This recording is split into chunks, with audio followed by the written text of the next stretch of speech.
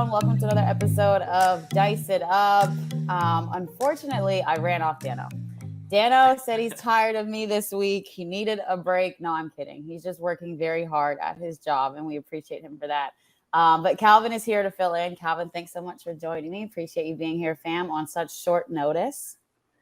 Yeah, thank you for having me on again. I feel like I keep pinch hitting. It's so fun. This is like my third time in a row being on here. I pinch hit for Ice at one point. Now I'm pinch hit for Dana. So it's a blast. I love it. I love it. I love it.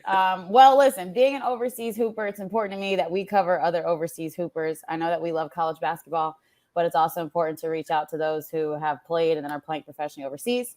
So for our first overseas guest, we have my girl, Victoria Harris here. I met Victoria while I was playing overseas in Greece, and we were playing against each other in that league. She graduated from Rutgers, had a great career at Rutgers, and now is in her second year overseas. So, Vicky, thanks so much for being here. Thanks for having me. Yeah. So, where are you at right now? And what part of the season are you in? Right now I'm in Strasbourg, France. I'm playing in the second league in France, so that's LF2. And right now we're in the second part of the season. Well, like the second half, I guess. So, playing everybody twice. That's where we are right now. Okay, nice. And how's it going? So far so good. We're 6-5. Okay.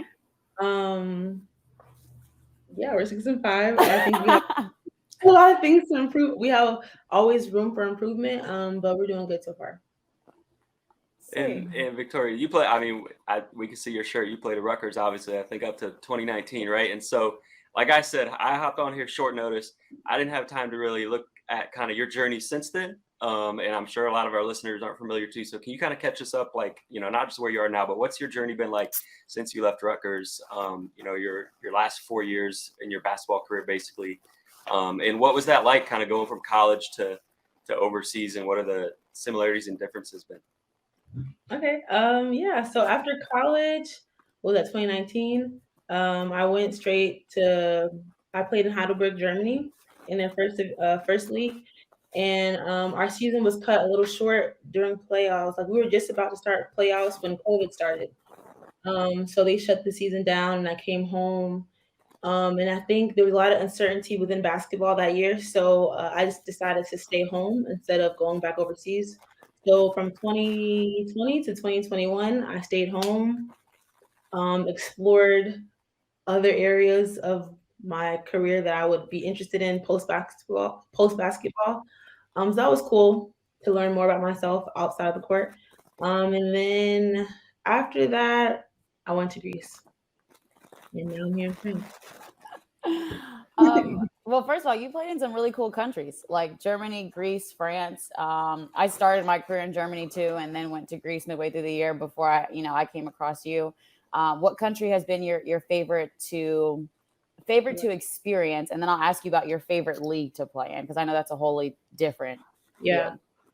field. I think Greece has been my favorite to experience just Yeah. because Greek culture is very lively. Yeah. I was on an island that was like one of the main islands. So yeah, I mean, just imagine living on an island all year round. Great weather, great food, great people. So I think Greece has been my favorite so far. Um, yeah, I think it means of playing. I still don't know. Yeah. Yeah, no, that's cool. You brought up food though, so I gotta ask, what's been your favorite food? Is there some favorite food that you've tried in your journey so far?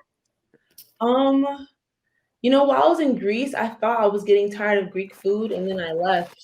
Mm-hmm. I miss Yeah. food. I miss like a simple Greek salad. It doesn't hit the same outside of Greek. Oh my gosh, no. I fell in love with Greek salad and like feta cheese. Like I never understood the obsession everybody else had with it until you're in Greece. And it's like real cheese. My favorite meal easy was fried calamari and Greek salad. Like I would once a week get that. And again, I was on the island too, just different island than where you were. And so it was 100% fresh all year round. And I literally would just sit like both sides sometimes and Mhm. get that same meal once a week. That was like my comfort food when I felt like, okay, I might have had a bad day. I need something good that's going to make me smile. I'm going to get fried calamari and Greek salad. Yeah, calamari is definitely fire. Yeah. Tell us again the name of the island that you were on in Greece. I was on the island of Crete. Yeah. Okay, so for those who don't know on the map, and I'm sure you're all going to go now to a global map and you're going to look it up, but Vic was on the island that is in between Europe and Africa, like right above Egypt. And so it's a huge island. It's beautiful. One of the experiences that I had going to play your team was taking a boat overnight. So yes. So you'd leave from Athens. So we were in Lefkada. So we drive 5 hours to Athens. And then from Athens, it's right on the water. So that you then take a boat overnight to go play Hanya, which was your team on the island, which I thought was a cool experience. Like some people complain because who wants to be on a boat all night and you're getting seasick, and that's a real thing that happens. But it was also a very cool overseas trip to have where, you know, some people travel by car and then you're like, let's hop on a boat overnight and go play. Yeah, it's definitely cool to take one to the season. Yeah. Yeah, so I feel like we're supposed to be asking Victoria the questions, but I got to ask you a question now. So did they have a big home court advantage because everyone had to go on this boat and get seasick the night before? 1,000%, 1,000%. And it was freezing there, like, because it's literally on an island surrounded by water and you can feel the water. So I felt like the temperature between that and Athens was like 20 degrees less. Like the gym was also freezing, which I'm sure you experienced because that was your home court. So I actually can't imagine. Yeah, definitely home court advantage for certain for every team. Yeah. What was your fan experience like though? And the places that you've been in terms of the fans that were at home, were they, very, I guess, like authentic with you guys?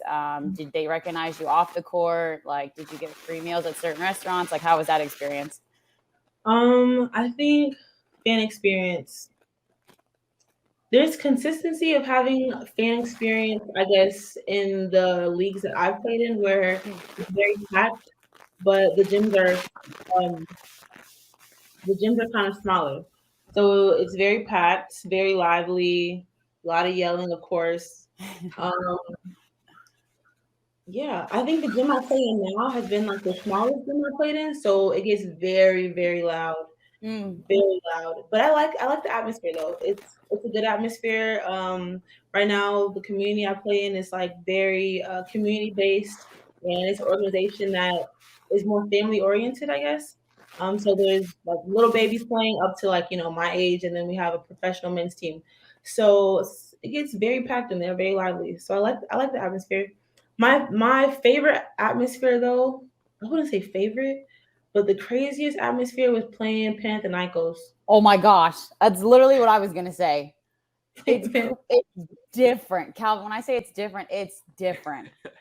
I'm trying to think, like, it was like a dungeon you were playing in. Like Yeah. the gym was underground. And so like the top part had lights. It was a little darker in there. I'm not lying. People were in the stands smoking weed. Like easily smelled it as I'm on the court making my little layup line. Like, bro, somebody is really high in here. It's different. It's a different experience for sure. And that was one of my first games overseas. That was like my second game.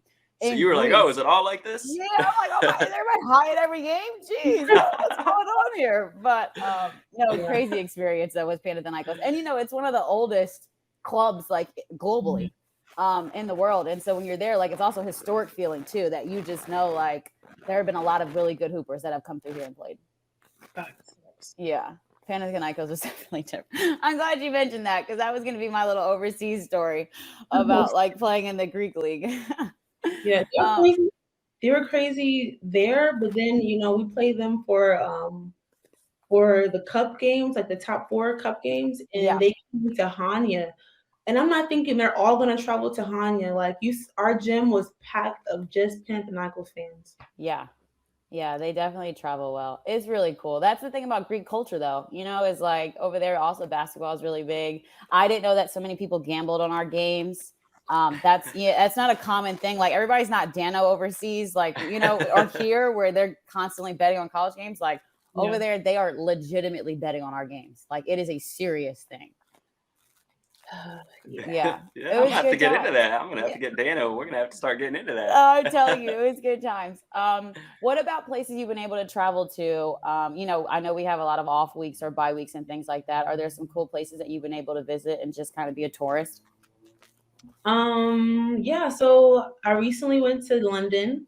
Nice. Little break. I went to London with one of my old teammates, and that was pretty surreal because I love London culture. Mm. I love the palace and the royal family. Love that stuff.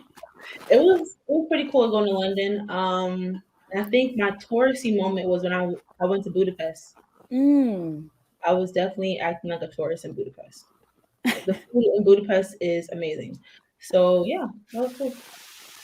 Yeah, you guys have talked a little bit too about how like you two, I think your college careers overlapped and you played against each other in Greece. But like, how often, Victoria, have you gotten a chance to connect with other Americans who either maybe you knew beforehand or you didn't, or who you played with or against in college or some other level? Is that a common thing over there?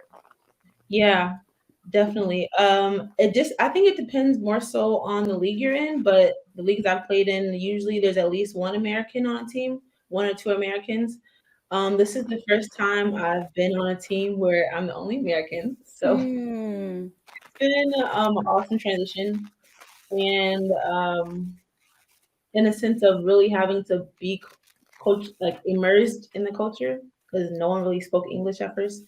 But yeah, I get to know Americans. I try to. Sometimes it's not awkward, because it's like just because you're American doesn't necessarily mean I know you or like I have to talk to you. But Right. um, it's cool when we do have those connections. Like we go outside of our box to talk to each other and just talk in English and stuff. Yeah. Yeah, and you brought up English. Like, okay, this is a question I always want to ask overseas. Who, and I'm sure like Ice would have insight on this too. But like, when you go overseas and you put all of these people who speak different languages, and maybe some are bilingual or whatever, but not everyone is all speaking the same language on the same team with the coaching staff or the players. Like, what's it like in terms of communication and play calls and defense and stuff? Where like, over here, like everybody knows, screen right, but like when you have that language barrier, what's that like?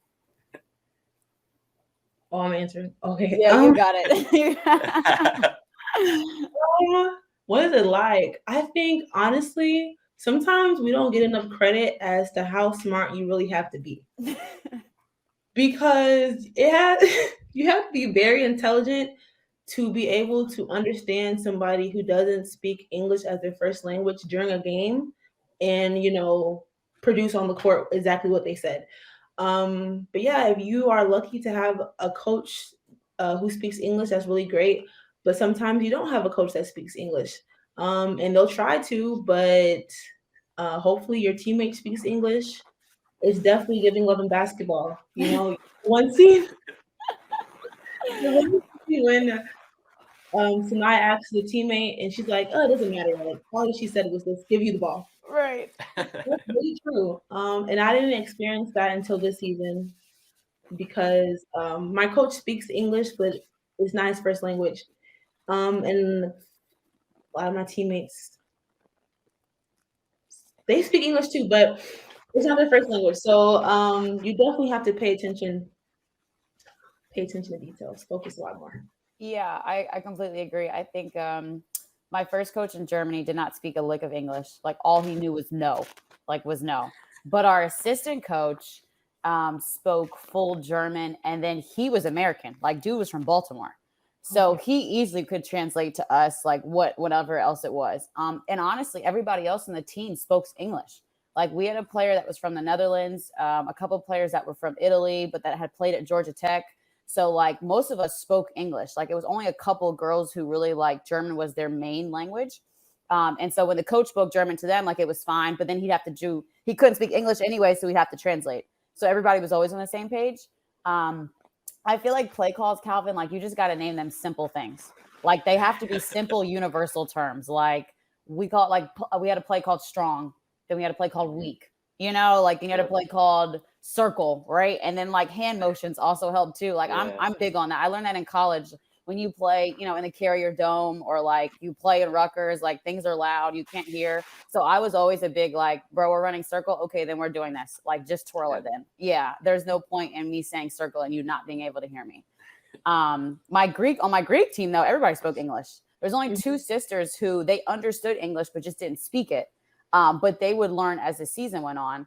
And then because like Greek is their first language, I just learned like the trick words. So I know like Ella in Greek means like to come or it means like to pass. So if I Yeah. felt like Ella, like I would, sometimes I would make sure they know because if I'm like, hey, come or like slide left, they're not translating quick enough, Yeah. So I also feel like as an American too, like what you mean by being smart, you got to go over there and also like care about the culture, like actually care about immersing yourself and like learning certain words. Let me ask you, since you've been in 3 countries with 3 different languages, what language do you feel like you know the most? French. French? Oh, okay. Is it because it's easier? Well, I have a background in Spanish, so I think like certain words kind of remind me of Spanish. So it's been like easier, not easy, but easier to understand things. I mean, Yeah. this is the first time where I've really had to be around people who only speak French for most of the time. Whereas in Germany and Greece, they spoke English. Like my coaches spoke English. Most of my teammates spoke English. So because in France, most of my teammates are French-speaking players, my coach speaks French most of the time. I do get translations by my assistant coach, but I just try to learn, try to understand. Yeah. Mhm. How has it been for you and adjusting to the time difference? Like, is it easier to get there and then have the 6 hours back? Or is it easier to come home and then have the 6 hours like ahead? Right? Yeah, ahead. Yeah, I think that's how it goes for us. Um, Going back to the States feels a lot faster, if that makes sense. Yeah. Traveling here feels like forever. Okay. Um, and adjusting to the time difference is hard. It's hard because I was getting adjusted, and then I went home for like a week during Christmas break, and I'm still trying to get adjusted back to that. But yeah, I think you just have to learn what works for you. Yeah. Yeah. That's nice. Okay. Let me know if you have any tricks because I'm headed to Australia next week and I think they're plus 16 hours ahead. Like, and Ooh. I can't even fathom that in my brain that like y'all be calling me. I'll be like, oh, it's Wednesday here. And Yeah. it's like the middle of the day, Tuesday. That's pretty cool.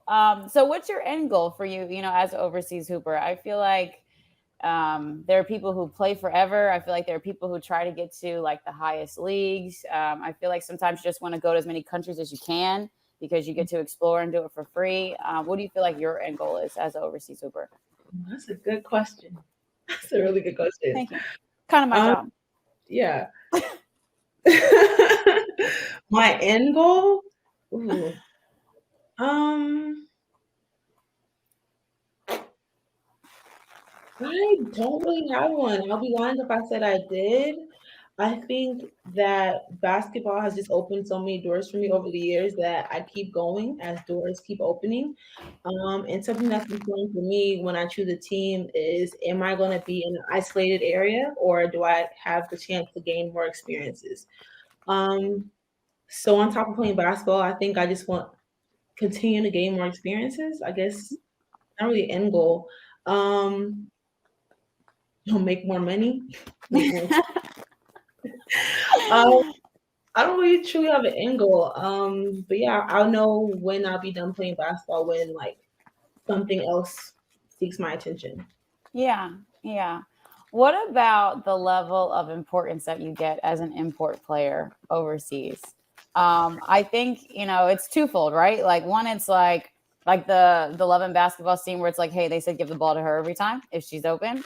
And then the other thing is also like when things don't go well, sometimes you're the first person people look at because you're expected to be, the best player. Like how has that experience been for you, especially as a post player?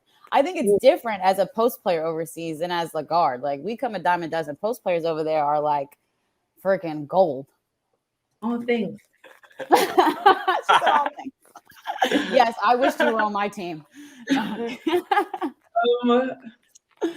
Yeah, it definitely comes with pressure. What's the thing that you make diamonds with pressure?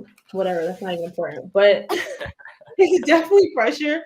But you have to be willing to step up to the plate. Because again, you get praise when things are going good, but when things aren't going good, you also like your fingers pointed at you most of the time. So there's good, there's bad. Hopefully the good outweighs the bad, but sometimes that pressure does get to you, especially when your team isn't doing well. Because even though you are scoring and your stats, matter to you, if your team isn't winning, that doesn't matter. Right. So yeah. Hope that answered the question. No, it definitely answered the point. Yeah, I just know it's a lot of pressure, especially on post players, because you don't see, a ton of size or like back to the basket post players overseas. And so when you get one, normally it offsets, the rest of the team, and it makes you different, your team different than other teams in the conference who don't have that. I still love like the European style of play, but that's because I'm a guard, so it easily translates to like, playing 5 out and like having people who are easily interchangeable. But it's always a big difference when the teams that have a back-to-back post player. It's always like, yeah, we can't really guard you. It's fine. We're going to hope you miss layups. It's terrible, Calvin. It really is. It's terrible. Well, I just need to know, when you two played, who won? Do either of you even remember? I remember the game. Hold on. I remember the game we lost because I had 8 turnovers. And yeah, I'm gonna be honest. I had 8 turnovers. We had just gotten a new coach, and so it was our first. We could talk about that all day, like coaching overseas. But we had just gotten a new coach middle of the season, so I was like moved to the point guard position. So I had a good game besides the 8 turnovers. Victoria played great because like it was back to basket post player, and we didn't have any size. I only remember the one game. I don't remember the second game. Do we win the second game? I remember very vividly. Oh, you remember the second game? Because it was our first time going to Lefkada, and I didn't realize the travel would be so long. Yes. Like we had to take the overnight ferry, then we had to drive 6 hours, then we got to our hotel. It was a lot. Yeah. But that does not explain why we played so bad. We lost by like 25 points. Okay. Yeah.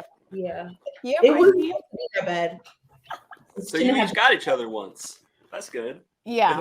Yep. And then we didn't see each other in playoffs. But I tell you what, and I don't lie, but this is the reason why I like Victoria so much, because you can lose a game by 20, 25 points and afterwards still see a familiar face and be happy you're seeing a familiar face. Yeah. Like overseas, I think you have to have a short-term memory in that, but you have to kind of remember like that you're there for the entire experience, not just basketball. I think with basketball, there comes so much.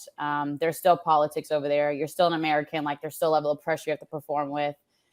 There's still things overseas that just don't go right, like anything else. So when you see a familiar face after a game, like you kind of forget very quickly, that like you just got blown out and you're like, yo, it's good to see you, fam. Like, how are you? So that was a cool moment that we shared for sure. Because I think that's a real thing overseas. Ice, you made me think of a question because you brought up like the politics and the coaching overseas. And so I was just talking to someone the other day. We've been kind of following like a few of the WNBA players right now playing overseas. So like Ryan Howard, first season overseas. She wasn't like, at the beginning of her season, we were like she's a baller. Why isn't she like the alpha dog on this team overseas? Like, she is on the dream. Like, this doesn't make sense. And now she is several months later. We're trying to figure, and we've seen that kind of arc with a few other players. And we're trying to figure out, like, are there some coaches who, when like a young American first comes in, they're like, all right, we know you're a big shot in America, but you got to prove it here first. Like you're not just going to step on the court, from day one and like be the go-to, or are there other coaches who are like, oh, like you're an American, we right away give you the ball because we know you're a hooper, like you play in the highest league in the world. Like how does that work? I think it's twofold. I think honestly, I think it depends on the position. I think if an American post player comes over, because again, like posts are like gold, like I think sometimes they get more respect right away. And because they can dominate the game, I think a little bit easier, right? Like if you're a post player in WNBA, whether you play 1 year or 8 years, like you're respected everywhere. Same thing with being a guard, but I think it's just lessened because I think guards are a dime a dozen. And there are a ton of guards overseas that could easily come and play in WNBA and do well. Like there are a ton of guards that play in EuroLeague, that play in the Turkeys, in Spain and France in the highest leagues, that could easily come over and switch out for an American guard and like give the same level of productivity. So I feel like that. But I also just feel like, I think coaches overseas don't always have the background that American coaches do. Right? Like here, you're not going to find an American coach at a college or professional level who either hasn't played at that level or hasn't coached at that level extensively. I legitimately had a gym teacher as a coach in Greece that was just like the senior women's coach for, a couple years. But like bro started out as the gym teacher, and just like he had the most basketball knowledge on the island. So they were like, we got to make you the coach, and then he ended up getting fired in our year because they had finished the season 0-7. And then we had started the season 0-4. And it was like, this is not good. But yes, I don't think you have to be as qualified in some countries, in some levels overseas as you would in the States. In the States, like you're a gym teacher, and that, and that's it. You're not moving up. I feel like. Yeah. Is that your experience, Victoria? I think, well, I haven't been following her overseas, but I think it's definitely depends on what team you're playing for, what league you're playing for. Because if I'm playing if I'm playing in a league where there's multiple Americans that are like really, really good, I can't just come on and, expect my position to be given to me. I'm not saying that's her experience because I haven't followed, but I would not expect my position. Like if I'm playing with, Ryan on her team, or like Elizabeth Williams, or WNBA players, I know where I stand. Yeah. Whereas if I'm playing on a team in LF2 in France, or in a German league, that's different because I'm the only American. I know that I was brought here. This is my job. Yeah. This is what I'm being paid to do. Whereas on a higher level, maybe my role is to be a role player. So I think it really does depends on the team you're on the league that you're playing in, as well as like your coaches. I don't. When I think about it, I really never looked into the backgrounds of my coaches. Yeah. Because they're kind of just coaches, and like we're playing professionally, so you just expect that they have some, some high level of expertise in basketball. Yeah, I mean, yeah.